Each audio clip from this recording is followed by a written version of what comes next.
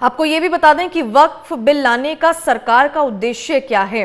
आपको बता दें कि दो बिल, वक्फ संशोधन बिल 2024 और मुसलमान वक्फ निरसन बिल 2024 पेश किया गया और किरेन रिजिजू इसी बिल को लेकर जो है जानकारियां दे रहे हैं, चर्चा भी करेंगे। हमारे साथ गेस्ट जो हैं जुड़ गए हैं, अंतर्राष्ट्रीय महामंडलेश्वर बाबा महादेव हैं, हिंदू धर्मगुरु के, रफीक वारसी हैं, मुस्लिम स्कॉलर हमारे साथ, और पंकज सिंह है, राजनीतिक विश्लेषक। आप तीनों का बहुत बहुत स्वागत है MH1 न्यूज पर। सबसे पहले रफीक वारसी जी, आपका रुख करूंगी क्योंकि वक्फ बिल को लेकर अभी फिलहाल चर्चा सदन में चल रही है। किरेन रिजिजू अहम जानकारियां देते हुए नजर आ रहे हैं। आपसे जानना चाहेंगे कि वक्फ बिल के, क्योंकि समर्थन भी महिलाओं का नजर आ रहा है, दिल्ली हो भोपाल हो, वहां पर मुस्लिम महिलाएं वक्फ बिल का समर्थन करती हुई नजर आ रही हैं। अब मुस्लिम लीग इसको किस तरह से देख रही है? रफीक जी। जी आदाब जी। मैं अपने साथियों को नमस्कार करता हूं, आदाब करता हूं। जी सर। जहां तक मुस्लिम बिल वक्फ बिल का ये सवाल है आज जिस पे बहस चल रही है, जो पेश किया गया है पार्लियामेंट में, मेरा एक निवेदन है, सरकार के कोई भी बिल लावे, लेकिन उस बिल में सरकार में जो भी लोग हैं, चाहे जो गवर्नमेंट है, लेकिन हम सब यहाँ के देशवासी हैं, नागरिक हैं, किसी भी बिल को इस तरह से नहीं हाईलाइट करके और उसको लाना चाहिए जिससे हम कई खेमों में अपने मुल्क में पड़ जाएं। ये हमारा प्यारा मुल्क है, इसमें नीयत साफ रखनी चाहिए। सिर्फ वक्फ बिल को ही पीछे आप लोग क्यों पड़े हुए? क्या जरूरत है कि आप इसमें इसको ला करके, इसलिए कि आप चाहते हैं कि हम कोई ना कोई हिंदू मुस्लिम के मामले को गरमाते रहें, जिससे कि हमारा वोट बैंक पक्का होता रहे और हम फायदा लेते रहें। आपको क्या अगर नियत साफ है तो आप ये देखें कि हम गरीब मुसलमानों की मदद कैसे कर सकते हैं, खाली जबान से नहीं। आप ये देखें कि हम वक्फ बिल के माध्यम से नहीं, बल्कि हम उसको क्रियात्मक रूप से कैसे जमीन पे हम कैसे उतार सकते हैं, ये तो हम देखते नहीं।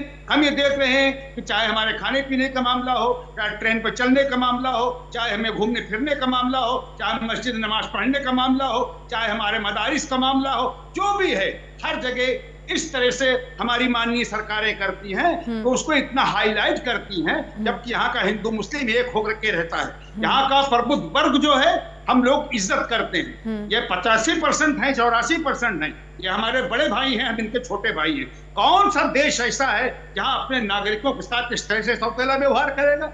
मैं माननीय शासकों से मेरा ये अनुरोध है, इस खेल को बंद कीजिए। कोई जरूरी नहीं है कि इस बिल के जरिए से आप मुसलमानों को नीचा दिखाने की कोशिश करें। अगर कोई भ्रष्टाचार कर रहा है, अगर कोई बिल के जरिए से, चाहे कोई मुसलमान ही कुछ कर रहा है, आप उसके खिलाफ एक्शन लीजिए। इसमें हम उसके बेईमान के साथ ही नहीं। बिल्कुल, वो सारी जानकारियां रफीक जी किरेन रिजिजू बता भी रहे हैं कि क्या फायदे और क्या नुकसान होने जा रहे हैं। आपको एक बार सदन सीधा लिए चलते हैं। सदन में भी हंगामा चल रहा है, किरेन रिजिजू और क्या कुछ कह रहे हैं, जरा वो भी दर्शकों को सुनाते हैं।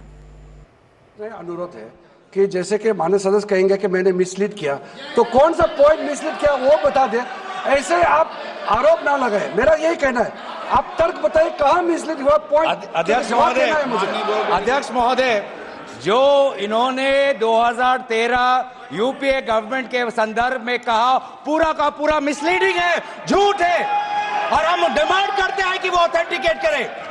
हम डिमांड करते हैं ऑथेंटिकेट करें। इसीलिए बार बार इन्होंने आरोप लगाए, बार बार इन्होंने भ्रम फैलाया। आप इसीलिए हम भी अपनी बात रखेंगे, कृपया आप भी सुनने का धैर्य रखिए। अध्यक्ष महोदय, मेरा भी सौभाग्य है कि पिछले सदन में मैं अयोध्या राम मंदिर पर अपने पार्टी का मैंने अपना व्यू, अपने पक्ष रखा, और आज वक्फ संशोधन 2025 पर अपनी दल का और विपक्ष की तरफ से अपना पक्ष रखा, और अयोध्या राम मंदिर में भी और आज के वक्फ के संशोधन में भी मेरा एक ही मार्गदर्शक है, वो है भारत का संविधान। भारत का संविधान जो कहता है कि हमारा भारत में हर व्यक्ति को सामाजिक, आर्थिक और राजनीतिक न्याय, विचार, अभिव्यक्ति, विश्वास, धर्म और उपासना की स्वतंत्रता, और साथ साथ में यह कहता है कि व्यक्ति की गरिमा और राष्ट्र की अखंडता सुनिश्चित करने वाली बंधुता। ये बिल आज इस संविधान के इस जो मूल जो ढांचा है उस पर आक्रमण है, और इनकी जो पूरा जो भाषण था। चलिए, तो सदन में वक्फ बिल को लेकर अभी चर्चा चल रही है। विपक्ष की तरफ से भी क्या कुछ कहा जा रहा है वो भी हम सुन रहे हैं। और हमारे साथ गेस्ट जो है बने हुए हैं, महामंडलेश्वर बाबा महादेव भी हमारे साथ जुड़े हुए हैं, धर्मगुरु हैं, हिंदू धर्मगुरु हैं। मंडलेश्वर जी, क्योंकि ये कहा जा रहा था कि वक्फ कानूनों का दुरुपयोग हो रहा है, कुछ राज्य ऐसे जिन्होंने कुछ राज्य वक्फ बोर्डों ने अपनी शक्तियों का दुरुपयोग किया, जिसका अब खामियाजा ये है कि वक्फ बोर्ड बनेगा और जिस तरह से केंद्र सरकार की तरफ से अब जो जो उनमें सदस्य होंगे उसको लेकर एक ही बोर्ड बनेगा और तमाम उसी को लेकर जो है वो बोर्ड जो है उसको ऑथेंटिकेट करेंगे। अलग अलग राज्यों में जिस तरह से हिसाब देखा जा रहा था और वक्फ बोर्ड अपनी शक्तियों का दुरुपयोग कर रहा था, अब ऐसा नहीं होगा, ऐसा सरकार की तरफ से कहा जा रहा है। मैं सर्वप्रथम बाबा आशुतोष आंबर जी महाराज जी के चरणों में प्रणाम करते हुए अपनी बात को आरंभ करूंगा। जी सर। जो ये सरकार वक्फ बिल ला रही है और ये पूर्णतया सही है और समाज के लिए न्यायकारी है, क्योंकि पिछले काफी समय से ये शिकायतें आ रही थी और वक्फ जो नियम था उसमें काफी संशोधन की आवश्यकता थी, काफी उसमें अन्यायपूर्ण चीजें थी। पहली बात यह है कि उसमें अगर किसी को कोई आपत्ति हो तो सुप्रीम कोर्ट तक में भी अपील नहीं कर सकता था, तो ये तो देश के सर्वोच्च न्यायालय का ही अपमान था। उसमें महिलाओं को सुविधा नहीं थी और वक्फ मनमानी करके कुछ लोग उसका पैसा बेच के अनियंत्रित पैसा भी कमा रहे थे और कुछ अन्य मनमानी करके किसी भी संपत्ति पर कभी भी दावा ठोक देते थे। इंटीलिया के ऊपर ठोक दिया, संसद भवन के ऊपर ठोक दिया, कुंभ पर ठोक दिया, अनेकों इस प्रकार की समस्याएं आ रही थी। पूरे विश्व में कहीं भी वक्फ संपत्ति इस प्रकार की नहीं है। वक्फ मतलब होता है दान की हुई संपत्ति। जब 1947 में देश का विभाजन हुआ तो पाकिस्तान और बांग्लादेश मुसलमानों को मिला और शरिया कानून वहां है, तो नियमतः भारत को हिंदू राष्ट्र होना चाहिए और यहाँ की और जो हिंदुओं की संपत्ति वहां छूटी वहां मुसलमानों को मिल गई, तो वहां यहाँ जो मुसलमानों को संपत्ति छूटी वो हिंदुओं को मिलनी चाहिए।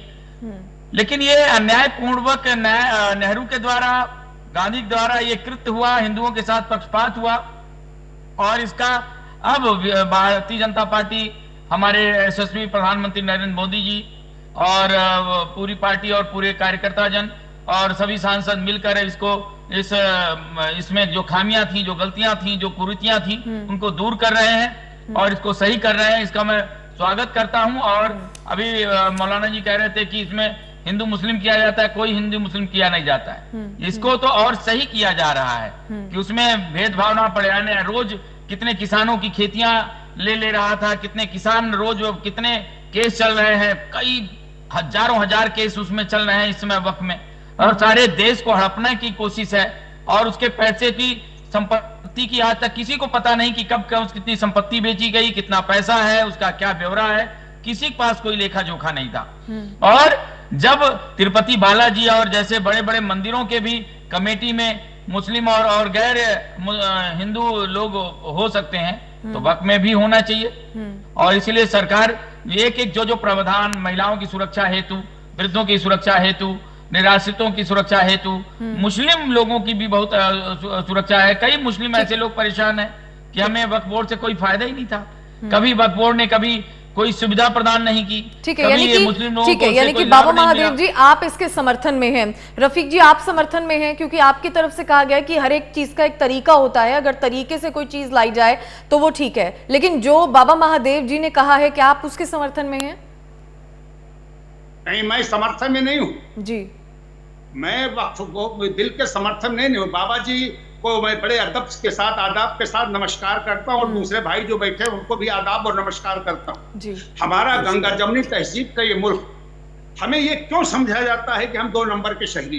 क्या जरूरत है कि खाली वक्फ बिल के माध्यम से ही हम ये जताना चाहती है सरकार कि हमारे जो 15% लोग हैं, जो 18% लोग हैं, हम इनके अगेंस्ट ताकि 82% का हम पूरा फायदा उठाएं। और ईश्वर सब देख रहा, अल्लाह ताला हर चीज पर, जिसके कब्जे कुदरत पे हमारी और आपकी जान है, वो देख रहा है कि आपके दिल में क्या है। आप इसका बिल क्यों नहीं लाते हैं कि ट्रेनों पे दौड़ा करके जो मारा जाता है उन लोगों को फांसी दे दी जाएगी? आप इसका बिल क्यों नहीं लाते हैं कि हमारे खाने के नाम पर हम लोगों को जो लटका दिया जाता है, हम लोगों को मार देता है, उसके बिल क्यों नहीं लाते हैं? हमारी बेरोजगारी के खिलाफ क्यों बिल नहीं लाते? हम स्वागत करेंगे, हम इस पे नहीं कहते हैं कि सरकार किसकी हो, नरेंद्र मोदी जी हैं, योगी जी हैं, कोई भी हो जो मेरा है किसी पद पर बैठा है, चाहे प्रधानमंत्री है चाहे मुख्यमंत्री, हम उसका सम्मान करते हैं। ठीक है, यानी कि आप इसके समर्थन में नहीं हैं। ठीक है रफीक जी, ठीक है। बात कही तो सुनते हुए चलिए कि हमारा शरीर जो है, जैसे मेरा हाथ है, पैर है, आंख है और सब कुछ है,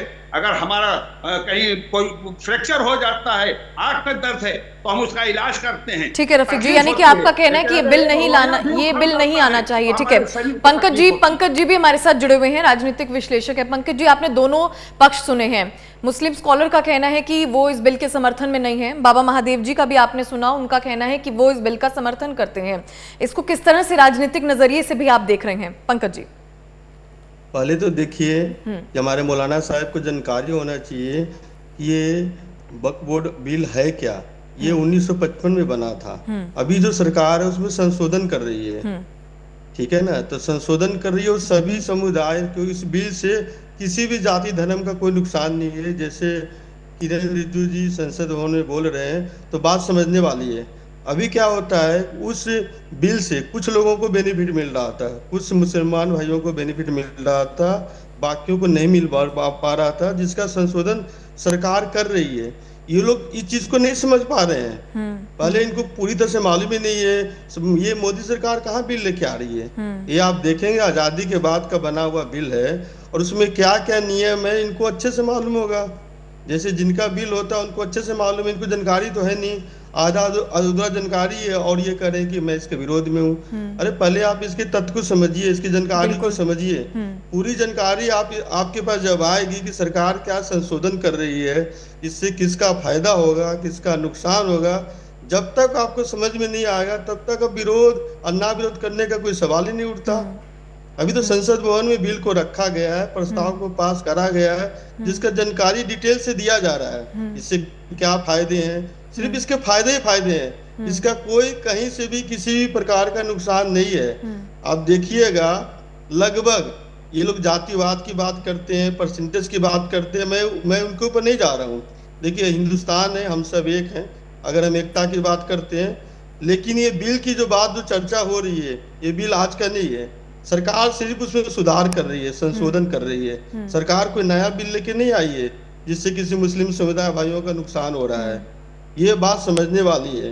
मैं मौलाना साहब को आग्रह करूंगा कि पहले इस विषय को समझे, सब्जेक्ट को समझे। जहां तक मुझे लग रहा है कि मेरे से ज्यादा इनको जानकारी होगा, क्योंकि ये इनका बिल है, ये मानते हैं कि भाई मेरा बिल है तो सरकार इसमें क्यों संशोधन कर रही है। जहां तक ये कह रहे हैं कि प्रचार कर रही है, सरकार क्या प्रचार कर रही है? कोई भी कानून अगर सुधार किया जाता है या नया कानून लाया जाता है तो संसद भवन में उसको पेश किया जाता है, फिर राज्यसभा में पेश किया जाता है। अब ऐसा तो कोई कानून बनेगा कि नहीं, बनेगा ही नहीं कि संसद भवन में बिना पेश किए कोई कानून बन जाए। अब बताइए, अब इनको लग रहा है कि संसद भवन में मीडिया लाइव दिखा रही है, डिटेल दिखा रही है, तो इसका प्रचार किया जा रहा है। तो ये मेरे समझ से बाहर है कि ये इसका। पंकज जी, जहां तक हम समझ पाए हैं, इसका मकसद भी सिर्फ इतना है, इस बिल का जो मकसद है वो यही है कि इसको सुव्यवस्थित करना है और वक्फ की जो प्रॉपर्टीज हैं उनको बेहतर मैनेजमेंट करना है। कहीं ना कहीं अगर शॉर्ट टर्म में यही समझा जाए तो इसकी यही इस बिल का पूरा मकसद है। क्यों जी, मैं भी यही कहने का मेरा भी मोटिव यही है कि पहले विषय को समझना जरूरी है। बिल्कुल, कि सरकार संशोधन कर रही है तो इसमें इन्हीं लोगों का फायदा है। कोई सरकार प्रचार नहीं कर रही है, कुछ उस बिल में कुछ ऐसा नहीं कर दिया कि जिससे किसी का नुकसान होगा। वही अभी देखिए संसद भवन में किरण रिजिजू जी डिटेल से बता रहे हैं कि इसके कितने सारे फायदे हैं। इन लोगों में क्या है, कुछ विपक्ष के नेता हैं, कुछ लोग जानकारी होती नहीं है, गुमराह करने का काम करते हैं। आगे भी देखिए जितने भी बिल आया उसमें किसका हुआ, किसी का भी नुकसान हुआ क्या? जम्मू कश्मीर में जो इतना दिन से आर्टिकल 370 जो आया उससे किसी मुसलमान का नुकसान हुआ? आज कश्मीर देखिए कितना खुशहाल है। पहले जब लोग कश्मीर जाते थे कितना डर था, आज देखिए वहाँ के मुस्लिम, वहाँ के रहने वाले लोग खुश हैं, किसी को कोई दिक्कत नहीं है। लेकिन प्रचार इस तरह से विपक्ष की तरफ से किया गया कि पता नहीं क्या हो जाएगा। अभी भी यही है, बिल में संशोधन किया जा रहा है। ऐसा नहीं कि कोई ऐसा कानून आ गया जिसमें मुस्लिम समुदाय और भाइयों को कोई नुकसान होगा। किसी को कोई नुकसान होने का मतलब ही नहीं है, इसमें फायदा ही फायदा है। ये बात समझने वाली है। और सरकार, जैसे उन्होंने बोला कि सरकार क्यों जोर शोर से प्रचार कर रही है, क्यों गुमराह कर रही है, सरकार प्रचार कहाँ कर रही है। संसद के पटल पे कोई अगर मुद्दा रखा जाएगा तो मीडिया में आएगा किसी भी बात का। तो मेरा कहने का मतलब है कि आधा अधूरा ज्ञान बहुत खतरनाक होता है।